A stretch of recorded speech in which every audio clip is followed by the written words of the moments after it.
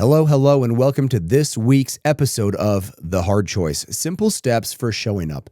My name is Brad Draper. I am your host, and I'm wrapping up episode 2 recording today, just back to back, super fired up, in flow. I love the topics from last week's episode, the one I just recorded, and the one I'm about to share with you because they are so incredibly impactful.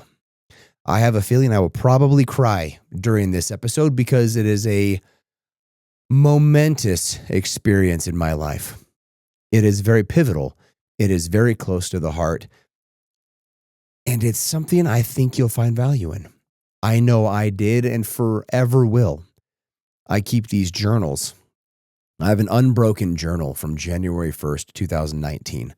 I had a few entries before that. I was kind of sucky at being consistent. And then finally, I decided January 1st, 2019, I would be perfect in journal entry. I will not miss a day. And if I miss a day, I will backfill said day. I will not have any broken days. So I have about a 2,200, maybe 2,300 unbroken days of journals. And I reflect on these journals often. I reread them. I look at them. And the cool part about them is I do them on my phone, voice to text. So I get multiple modalities, right? I get my ears, I get my eyes, I get my hands, get a few modalities in there. Senses, that is. Modality is a sense. Fun fact. And then I also put in pictures because it's on my phone in an app. And then from that app, I print out hardcover books, and I've got a shelf of journals in my library, which is super cool because they're in my most cherished books. And in fact, they are my most cherished books, which is I keep the digital version and the hard copy version just in case something ever to lose. I would lose the digital. I've got the hard copy. If I lost the hard copy, I've got the digital. And at some point, I'll upload the PDFs to the cloud. So I've got 3 locations of my journals. They're that important to me. That's where most of my learnings come from, in my journals. So if anything, I encourage you to document your experiences, document this journey that you're on. Share it, if anybody, for yourself. I don't know if anybody ever is going to hear or listen to my podcast, but one thing I know is for certain, I will learn from, or I don't know if anybody's going to listen to my podcast. That too. I learn from my podcast too. It's the same thing. My podcast, my journals are kind of synonymous to each other for me. And I listen to all my episodes and I learn from them. But I learn mostly from writing in my journals and reflecting on the previous day. So without further ado, since I have such short episodes, I will get to it. The next day after the concert with Frank, if you recall last episode, if you didn't listen to it, go listen to it. It doesn't segue into this, but still a great episode. The next day, my sons wanted to go to their fort. I have a 3-year-old and a 5-year-old. They wanted to go to their fort. Their fort, it's probably a quarter mile, maybe even half a mile away. Probably closer to a half mile away. They wanted to walk to the fort, which is the bottom of a ravine. It's a dry runoff bed. It's turned into a flow trail for mountain biking now. And it's just a dry runoff that I've never seen water go down before, but maybe one day. Well, we went down there and they wanted to ride their swivel bikes.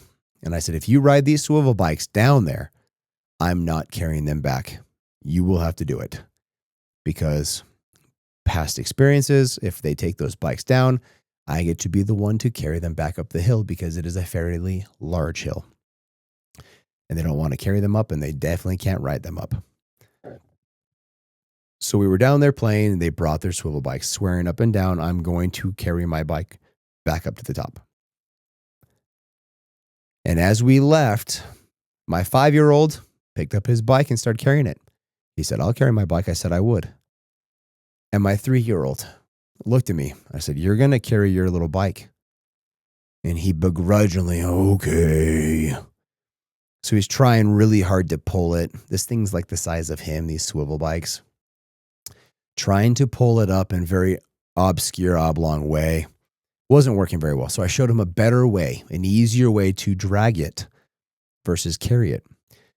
And I quickly learned, as long as I kept walking at a slow pace and he just stayed behind me, he was pulling just fine. No whining, no complaining, just one step after another, heaving this bike up the hill.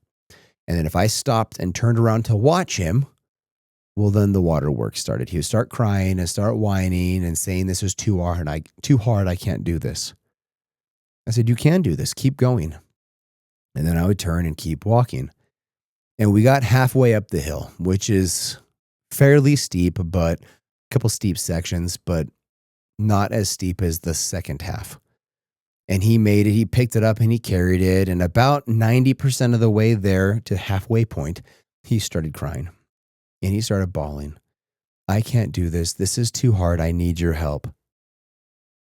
And I said, you got this, man. Keep going. Keep pushing. Keep walking. And he did. He just kept on moving. Then he gets to me and I said, there's a little flat spot. Sit on your bike and ride across the little flat spot. Give your legs a rest before you got to hike the much steeper section. And this is steep enough that even adults probably start breathing a little heavy. He didn't want to stand up. He wanted to ride his bike up the hill with his feet sitting down and pushing, stroking both feet on the ground. And he was crying the entire way, sobbing. Little did he know, I was crying behind him, watching him fight with everything he had. Sobbing, crying, Dad, this is too hard. Dad, I need help. Dad, I can't do this. And I just kept cheering him on. And I quickly learned if I kept cheering him, he kept going. I said, little dude, look how far you've come. You've come so far. Keep going. You're almost to the top. Just keep pushing. And in his hysterical sob, Dad, I can't do this. This is too hard. I can't go any further. And one stroke after another, he kept going as I kept cheering. If I stopped cheering, he would slow down. And I just kept cheering him all the way. And his 5-year-old brother is screaming at him, you're doing it. You're doing it. You're going to make it to the top. Dad, I think he's going to make it to the top. And he kept going one stroke at a time. And as he kept pushing, I saw the grit. I saw the determination. This kid is 3 years old. And lo and behold, after an exceptionally long time, we made it to the top. He got off his bike and he threw it to the side and he fell in my arms. He said, Dad, I did it. And he sobbed for a while. And I knelt on the ground sobbing with him. For me as a dad, it was so difficult to allow him to go through this experience, to allow him to fight to the top, to not give him an easy pass. It would have been nothing for me to let him just walk and carry the bike. But what experience would that have been for him or for me? If I gave him the easy route, he would have never learned he has the strength in him. He just has to dig a little deeper and fight a little harder. I couldn't help but to think about my Father in heaven to me. I'm the one on the bike. I'm the one fighting. I'm the one taking the harder route. It would have been easier to get up and walk it. But I'm the one taking the harder route, screaming, I can't do this, Dad. This is too hard. But little did I know, my Father's behind me crying too, watching me fight, knowing the outcome is greater than the relief of pain and suffering. The lesson learned of grit, determination, fortitude, fighting, what I'm actually capable of is more than the relief of pain. He knew the end from the beginning. He knows the end from the beginning. I promise you, your Father in heaven knows the end from the beginning. You may not see it now, but you will. Hindsight is 20/20. You will see all the times you've been carried and cheered and pushed and prodded and helped. And sometimes that helping is doing nothing but letting you keep fighting. As long as my 3-year-old kept fighting, I kept cheering. I kind of had it in my mind, if he stops, if he gets off, then I'll help him. But as long as he keeps fighting, I'm going to let him keep going. I kept telling him, look back, look how far you've come. He just kept his nose to the grindstone. How often do you look back? I have an entire episode on looking back, on how far you've come. This is one of the reasons I love mountain biking, because it is such a fight. And then you get to look back and then descend. After all was said and done, he got on his bike and rode down the hill and had a blast riding down the hill. He loved it. But how often do we allow other people to suffer for the greater lesson of learning what they're really capable of? I know my 3-year-old is gritty as all get out. I know he is determined. I know he is bullheaded and stubborn and determined and just all the things. And he proved it to himself that he can do it. He has the strength. He has the endurance, the fortitude, the mindset at 3 years old. You are no different.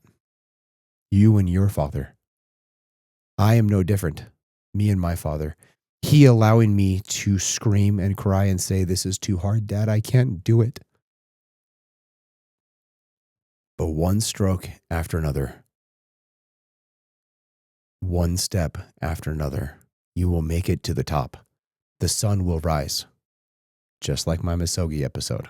Same thing. Cried during that too. During the Misogi, and probably, I don't remember if I cried during the episode, but I probably did. But I definitely cried during the Misogi. How often do we allow other people, how often do we allow ourselves to go through these things versus just sit down and give up? The key is to keep walking. You make it to the top every time, as long as you keep walking. It is impossible to fail if you keep walking. So keep walking. Lo and behold, my wife, Mom, got home from work. And the first things that came out of his mouth when she walked through the door was, Dad made me work. I hated it. And she laughed and said, oh yeah? What did you do?